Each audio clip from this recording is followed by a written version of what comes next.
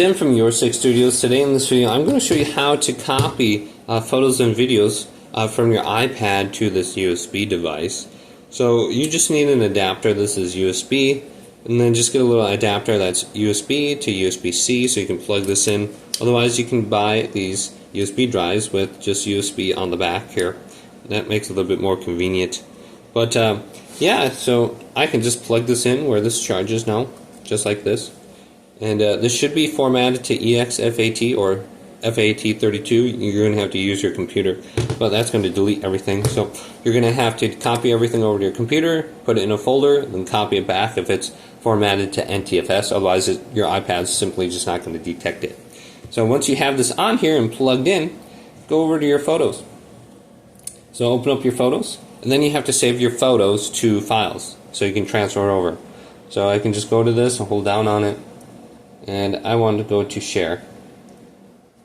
Then scroll on down, go to save to files, and save it to files. So you want to go to on my iPad. Well, actually you can see my USB drive is plugged in right here. I can just pick a folder location. Well, I can just go to save now, and you can see it's saved to my USB drive. So I don't know if I can mass do this or not, but I can just share it one at a time. Save it to files. Oh, not print. Gosh darn it. And then let's try this one more time. So you just go here, share, save to files, and then pick your USB drive on the left, go to save. So I can also just see if it's on there if I go over to the right and go to files. Right here, go to files. And then I can go to this little button right here. Go to no name. No name is my USB drive, what it's called.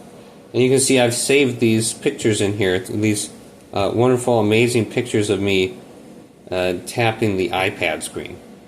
So these should be saved now to my USB drive. And I can bring them to my computer, my phone, or whatever I want to do now. So it makes it easier to transfer. So just mess around. Make sure you save your pictures to files, and you should be good to go. Hopefully this video did indeed help you out.